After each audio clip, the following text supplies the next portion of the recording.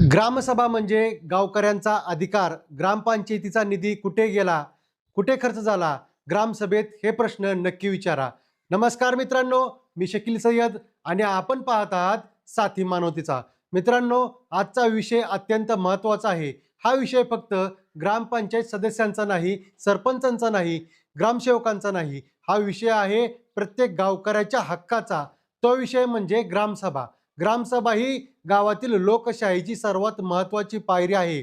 गावात विकास कामांसाठी किती पैसा आला, कोणत्या योजनेतून पैसा आला, किती पैसा खर्च झाला, कोणत्या कामावर खर्च झाला, किती निधी शिल्लक आहे, शाळेसाठी किती निधी खर्च झाला, वाचनालयासाठी किती निधी वापरला, सौर ऊर्जेवर किती खर्च झाला, गावातील रस्त्यांसाठी मुरुम टाकण्यासाठी किती खर्च झाला, जल जीवन मिशनमध्ये किती निधी मंजूर झाला, किती कामे झाली, किती पैसा खर्च झाला, हे प्रश्न विचारण्याचा अधिकार गावकऱ्यांना आहे. म्हणूनच आजच्या या व्हिडिओमध्ये आपण जाणून घेणार आहोत की ग्रामसभेत नेमके कोणते प्रश्न विचारावेत आणि ते प्रश्न सभ्य, स्पष्ट आणि कागदोपत्री उत्तर मिळेल अशा पद्धतीने कसे विचारावेत हे आपण पुढे पाहूया. मित्रांनो, गावातील मतदार यादीत नाव असलेले नागरिक म्हणजे ग्रामसभेचे सदस्य.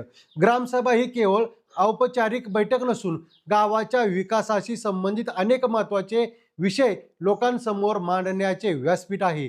गावचा विकास कसा करायचा, कोणत्या समस्या आधी सोडवायच्या, गावासाठी उपलब्ध निधीचा वापर कसा झाला, विकास कामांची माहिती काय आहे, यासारख्या प्रश्नांवर ग्रामसभेत चर्चा होऊ शकते. म्हणून ग्रामसभा म्हणजे फक्त उपस्थित राहून सही करण्याची जागा नाही.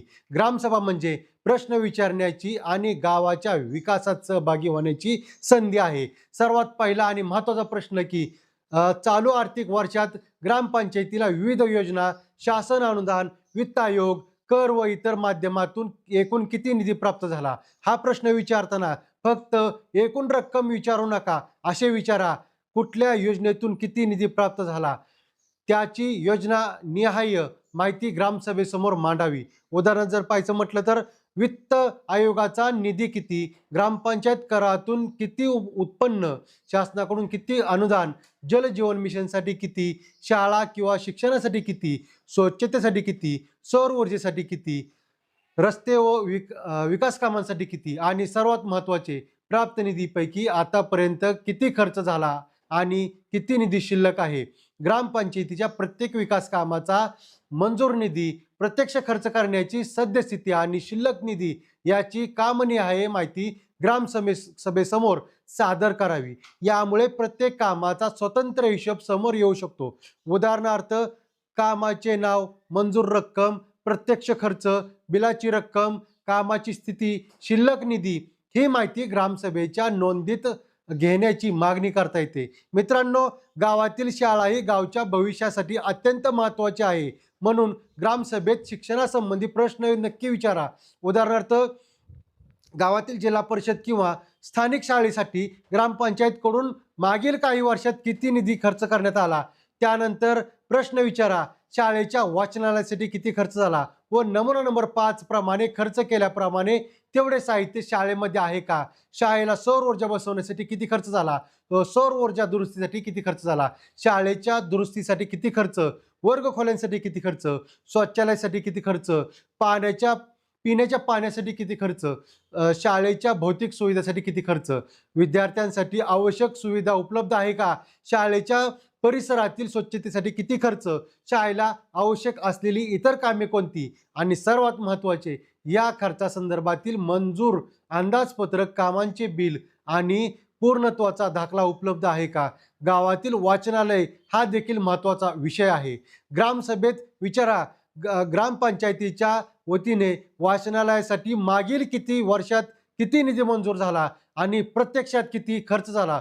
त्यानंतर विचारता येईल, पुस्तके खरेदीसाठी किती खर्च, कपाटे खरेदीसाठी किती खर्च, टेबल खुर्च्यांसाठी किती खर्च, संगणक किंवा इतर साहित्य खरेदीसाठी किती खर्च, वाचनालयाच्या दुरुस्तीसाठी किती खर्च, वाचनालय सध्या सुरू आहे का, खरेदी केलेले साहित्य प्रत्यक्ष वाचनालयात उपलब्ध आहे का आणि एक अतिशय महत्त्वाचा प्रश्न, खरेदी केलेल्या साहित्याची संख्या, दर आणि बिलांची प्रत ग्रामसभेसमोर उपलब्ध करून द्यावी. गावातील नागरिकांना मूलभूत सुविधा मिळणे महत्त्वाचे आहे. म्हणून ग्रामसभेत विचारा, ग्रामपंचायतीच्या माध्यमातून गावातील भौतिक सुविधांसाठी मागील आर्थिक वर्षात किती निधी खर्च करण्यात आला. यामध्ये विचारता येईल रस्ते, गटारे, पिण्याचे पाणी, सार्वजनिक शौचालय, स्ट्रीट लाईट, सार्वजनिक इमारती, शाळा, अंगणवाडी, वाचनालय, कचरा व्यवस्थापन, स्मशानभूमी, इतर सार्वजनिक सुविधा. प्रत्येक कामासाठी मंजूर रक्कम किती, खर्च किती, काम पूर्ण झाले का, कामाची गुणवत्ता तपासली का, हे प्रत्यक्ष विचारता येते. सौर ऊर्जेवर किती खर्च झाला हे आपल्याला विचारता येईल. आज सौर ऊर्जा वापर अनेक ठिकाणी केला जात आहे. ग्रामसभेत प्रश्न विचारा. गावामध्ये सौर ऊर्जा प्रकल्प, सौर पथदिवे किंवा सौर उपकरणांसाठी किती निधी मंजूर झाला. त्यानंतर किती सौर दिवे बसवले, किती प्रत्यक्ष कार्यरत आहेत, एका सौर दिव्यांची किंमत किती, बसवण्याचा खर्च किती, देखभाल किती, संबंधित कामाचा ठेकेदार किंवा पुरवठादार कोण, बिल किती, हमी कालावधी किती, आणि सर्वात महत्त्वाचे, ज्या सौर ऊर्जेसाठी पैसा खर्च झाला आहे ती सुविधा आज प्रत्यक्षात सुरू आहे का. हा गावातील अत्यंत महत्त्वाचा प्रश्न आहे. गावातील मुरुम टाकण्यात आला असेल तर ग्रामसभेत विचारता येईल मुरुम टाकण्याच्या कामासाठी किती निधी मंजूर झाला आणि प्रत्यक्ष किती खर्च करण्यात आला. त्यानंतर विचारा किती ब्रास मुरुम वापरला, मुरुम कुठून आणला, वाहतूक खर्च किती, प्रति ब्रास दर किती, कोणाच्या माध्यमातून मुरुम आणला, कामाचे मोजमाप झाले का, मोजमाप पुस्तिकेत नोंद आहे का, बिल किती, कामाची तारीख कोणती, असा प्रश्न विचारल्यास केवळ मुरुम टाकला एवढ्यावर विषय थांबत नाही. कामाचे प्रमाण आणि खर्च याचा संबंध स्पष्ट होतो. मित्रांनो, जल जीवन मिशन हा ग्रामीण भागातील पाणी पुरवठ्याशी संबंधित महत्त्वाचा कार्यक्रम आहे. ग्रामसभेत याबाबत स्पष्ट माहिती मागता येत नाही. आपल्या गावातील जल जीवन मिशन अंतर्गत किती निधी मंजूर झाला, किती निधी प्राप्त झाला आणि आतापर्यंत किती खर्च झाला. त्यानंतर विचारता येईल योजनेची एकूण मंजूर किंमत किती, निधी कोणत्या यंत्रणेकडे आला, काम कोणत्या विभागामार्फत झाले, कामाची सुरुवात कधी झाली, काम पूर्ण कधी झाले, गावातील किती घरांना नळ जोडणी देण्यात आली, प्रत्यक्ष किती घरांना नियमित पाणी मिळते, पाण्याचा स्रोत कोणता, पाईपलाईनची लांबी किती, पाण्याची टाकी बांधली असल्यास तिची क्षमता किती, पंप किंवा मोटर बसवली का, त्यावर किती खर्च झाला, सध्या योजना कार्यरत आहे का, आणि सर्वात महत्त्वाचा प्रश्न, जल जीवन मिशनच्या कामासाठी मंजूर निधी आणि प्रत्यक्ष खर्च याची अधिकृत कागदोपत्री माहिती ग्रामसभेसमोर सादर करावी. आता आपण येतो वित्त विभागाच्या निधीकडे. ग्रामसभेत विचारताना असे विचारा, 14वा वित्त आयोगाच्या कालावधीत ग्रामपंचायतीतील किती निधी प्राप्त ग्रामपंचायतीला किती निधी प्राप्त झाला आणि त्या निधीतून कोणकोणती कामे करण्यात आली. प्रत्येक कामाबाबत विचारता येईल. कामाचे नाव काय, मंजूर रक्कम किती, प्रत्यक्ष खर्च किती, काम पूर्ण झाले का, कामाचे बिल किती, शिल्लक निधी किती, कामाची नोंद ग्रामपंचायतीच्या अभिलेखात आहे का. मात्र एक महत्त्वाची गोष्ट लक्षात घ्या, वित्त आयोगाचा निधी कोणत्या कालावधीचा आहे हे अधिकृत नोंदीवरून तपासणे आवश्यक आहे. 14वा वित्त आयोग आणि 15वा वित्त आयोग यांचे निधी वेगवेगळे आहेत. त्यामुळे ग्रामसभेत प्रश्न विचारताना योजना आणि आर्थिक वर्ष स्पष्टपणे नमूद करा. मित्रांनो, ग्रामसभेत एक अतिशय साधा आणि प्रभावी प्रश्न विचारता येतो.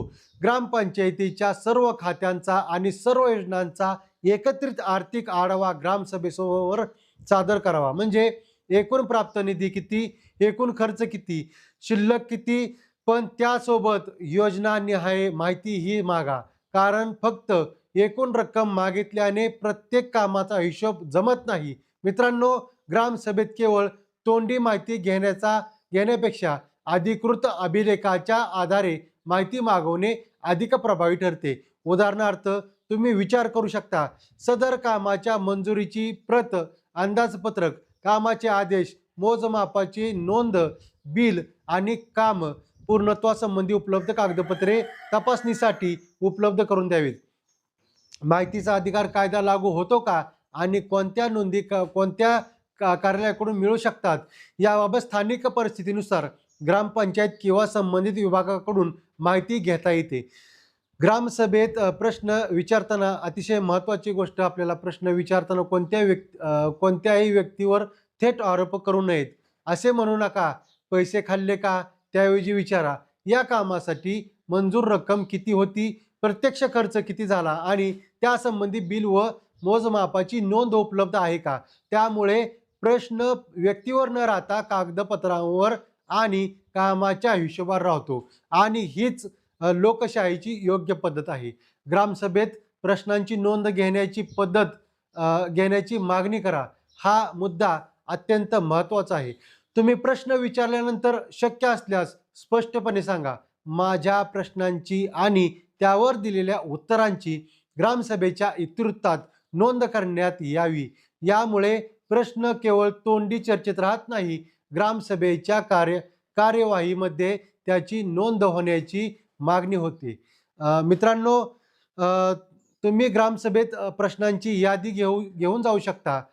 तर यामध्ये चालू आर्थिक वर्षात ग्रामपंचायतीला एकूण किती निधी प्राप्त झाला, तर निधी कोणत्या योजनांमधून प्राप्त झाला, आतापर्यंत एकूण किती निधी खर्च झाला, सध्या किती निधी शिल्लक आहे, शाळेसाठी किती निधी खर्च झाला, वाचनालयासाठी किती निधी खर्च झाला, भौतिक सुविधांसाठी किती खर्च झाला, सौर ऊर्जा किंवा सौर पथदिव्यांसाठी किती निधी खर्च झाला, मुरुम टाकण्यासाठी किती निधी खर्च झाला, मुरुम किती प्रमाणात वापरला आणि त्याचे दर किती होता, तर जल जीवन मिशन अंतर्गत किती निधी मंजूर झाला, जल जीवन मिशनसाठी किती प्रत्यक्ष खर्च झाला, योजनेअंतर्गत किती घरांना नळ जोडणी देण्यात आली, 14व्या वित्त आयोगापासून किती निधी प्राप्त झाला, त्या निधीतून कोणती कामे करण्यात आली, प्रत्येक कामाची मंजूर रक्कम आणि प्रत्यक्ष खर्च किती, सर्व कामांची बिले आणि उपलब्ध संबंधित कागदपत्रे तपासणीसाठी उपलब्ध आहेत का, पूर्ण झालेल्या कामांची प्रत्यक्ष पाहणी आणि आवश्यक असलेल्या गुणवत्ता तपासणी करण्यात आली का, ग्रामपंचायतीकडे सध्या कोणत्या योजनांचा निधी खर्च न होता शिल्लक आहे, मागील ग्रामसभेत मंजूर केलेल्या ठरावांपैकी किती ठरावांची अंमलबजावणी झाली. ग्रामसभा म्हणजे गावकऱ्यांची ताकद मित्रांनो. ग्रामसभा म्हणजे कोणाच्या विरोधात जाण्याचे व्यासपीठ नाही. ग्रामसभा म्हणजे गावाच्या विकासाचा हिशोब जाणून घेण्याचे लोकशाहीचे व्यासपीठ आहे. आपण प्रश्न विचारले पाहिजेत, पण प्रश्न सभ्यपणे विचारले पाहिजेत, कागदपत्रांच्या आधारे विचारले पाहिजेत, योजनानिहाय विचारले पाहिजेत आणि सर्वात महत्त्वाचे म्हणजे उत्तराची नोंद मागितली पाहिजे. गावकऱ्यांनी ग्रामसभेला उपस्थित राहिले पाहिजे, कारण गावचा पैसा म्हणजे जनतेचा पैसा. गावचा विकास म्हणजे गावातील प्रत्येक नागरिकाचा विकास. शेवटचा संदेश मित्रांनो, आजपासून एक गोष्ट लक्षात ठेवा, ग्रामसभा फक्त उपस्थित राहण्यासाठी नाही, तर गावच्या विकासाचा हिशोब जाणून घेण्यासाठी आहे. गावात शाळा असेल तर तिच्या सुविधांचा प्रश्न विचारा, वाचनालय असेल तर त्याचा खर्च विचारा, सौर ऊर्जा असेल तर तिची कार्यक्षमता विचारा, मुरुम टाकला असेल तर त्याचे प्रमाण आणि खर्च विचारा, जल जीवन मिशन असेल तर मंजूर निधी आणि प्रत्यक्ष खर्च विचारा, वित्त आयोगाचा निधी असेल तर त्यातून झालेला कामांचा हिशोब विचारा आणि सर्वात महत्त्वाचे, ग्रामपंचायतीला एकूण किती पैसा आला, किती खर्च झाला आणि किती शिल्लक आहे, हा प्रश्न नक्की विचारा. प्रश्न विचारणे म्हणजे विरोध करणे नाही. प्रश्न विचारणे म्हणजे आपल्या गावचा विकासात सहभागी होणे. म्हणून पुढील 15 ऑगस्टच्या ग्रामसभेला आपण उपस्थित राहूया, आपल्या गावासाठी प्रश्न विचारूया आणि आपल्या गावच्या विकासाचा हिशोब समजून घेऊया. मी शकील सय्यद, आपण पाहत आहात साथी मानवतेचा. व्हिडिओ आवडला असेल तर लाईक करा, आपल्या गावातील नागरिकांपर्यंत हा व्हिडिओ शेअर करा आणि साथी मानवतेचा या यूट्यूब चॅनलला सबस्क्राईब करा. जय हिंद, जय महाराष्ट्र आणि सर्वात महत्त्वाचे, जागरूक नागरिक, सक्षम ग्रामसभा आणि विकसित गाव. धन्यवाद.